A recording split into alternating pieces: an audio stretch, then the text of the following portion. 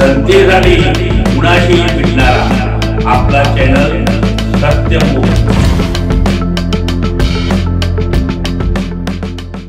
वफा कायदा विरोधाच्या नावाखाली पश्चिम बंगालमध्ये हिंदूंवर अमानुष अत्याचार केला जातोय। त्यामुळे पश्चिम बंगालमध्ये राष्ट्रपती राजवट लागू करून हिंदूंना न्याय द्यावा या मागणीसाठी विश्व हिंदू परिषद बजरंग दलातर्फे सोमवारी शिरोळ तहसील कार्यालयासमोर जोरदार निदर्शनं करण्यात आली।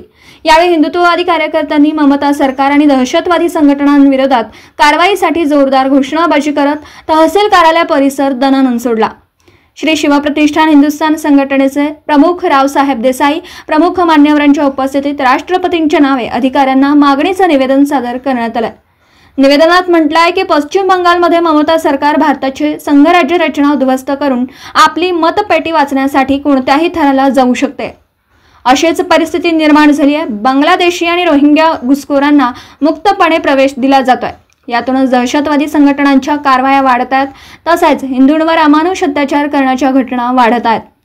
त्यामुळे पश्चिम बंगालमधील हिंसाचाराच्या घटनांची NIA कडून सखोल चौकशी करून दोषींवर तात्काळ कारवाई करावी आणि पश्चिम बंगालमध्ये राष्ट्रपती राजवट लागू करून हिंदूंना न्याय द्यावा अशी ही मागणी निवेदनात करण्यात आली आहे। यावेळी विश्व हिंदू परिषदेचे जिल्हा मंत्री सुजित कांबळे, जिल्हा सहमंत्री प्रवीण सामंत, सहसंयोजक राजू शिंदे, जिल्हा संयोजक अमित कुंभार यांच्यासह विश्व हिंदू परिषद व बजरंग दलाचे पदाधिकारी, सदस्य व हिंदुत्ववादी कार्यकर्ते मोठ्या संख्येने उपस्थित होते। सत्यमुख प्रतिनिधी दीपक पंडित, इचलकरंजी। मला न्यायालयातून परवानगी घ्यावी लागली। आपण पश्चिम बंगालमध्ये बोलतोय, परंतु नाशिकमध्ये झालेली घटना आपण विसरतोय। काल बीड मध्ये माझ्या हिंदू कुटुंबावर झालेले अत्याचार विसरतोय। आज आपल्या मेसेज मध्ये मी कॅप्शन टाकला, all eyes on Hindu Shirol Panchkroshi. जर शिरोळ पंचक्रोशीची लोकसंख्या जर 3 लाख असेल तर त्याच्या 1% आपण इथं उपस्थित नाही आहात, ही मान शर्मेने खाली जाण्याची बाब आहे। मग निमित्त कोणतंही असो, आम्ही सोशल मीडियावर मोठ्या प्रमाणात प्रचार केला, प्रसार केला, एकमेकांना कॉल केले, परंतु एकत्रित करण्यात, संघटित करण्यात आपण कमी पडलो। कारण दिवसातून 5 वेळा आम्ही आमच्या प्रार्थनास्थळीमध्ये जमत नाही। त्यांचा कोणताही सण असू दे, उत्सव असू दे, त्यांना सोशल मीडिया, सामाजिक माध्यमाचा प्रचार करायला लागत नाही। दिवसातून 5 वेळा येतात, त्यांना तिथं सूचना दिली जाते, गल्ली बोळात ते जमा होतात। आता नवीन काळ आलेला आहे, रात्री 11 नंतर विशिष्ट जागी, विशिष्ट चौकात धर्मांध मुस्लिम थांबतात, मेसेज एक्सचेंज होतात, चिठ्ठ्या एक्सचेंज होतात, त्यानुसार पुढे कारवाई होते। आणि आज ही आपण आता पुढे झाले, हिंदू समाज सजग होणार, संघटित होणार, लढणार या घोषणाबाजी देत बसलेला आहे। आजपर्यंतचा इतिहास नक्की आपल्याला माहिती आहे।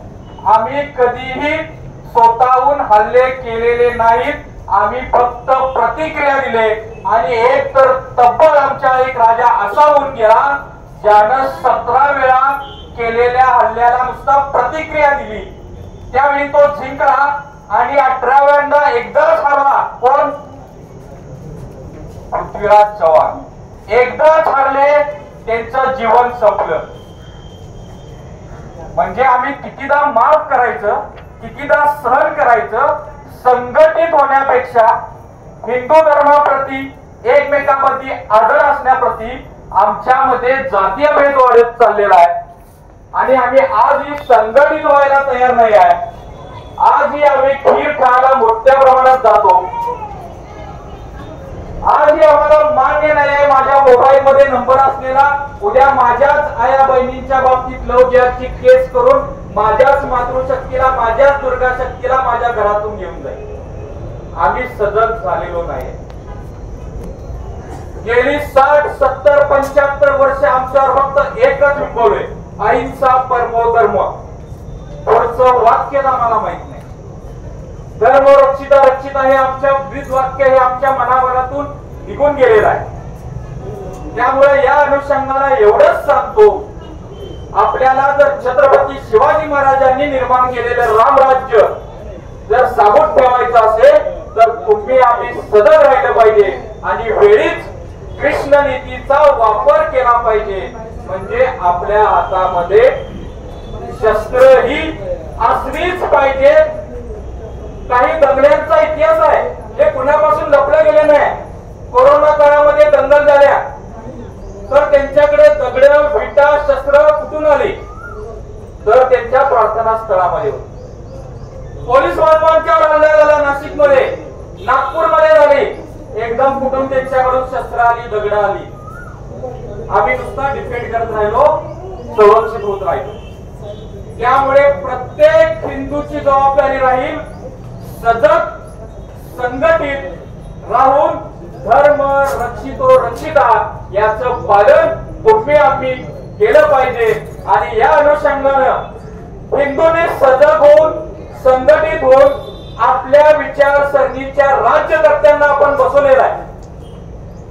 आता त्या राज्यकर्त्यांची जबाबदारी आहे. राष्ट्रपती राजवट लागू करा ही मागणी आम्हाला करावी लागते.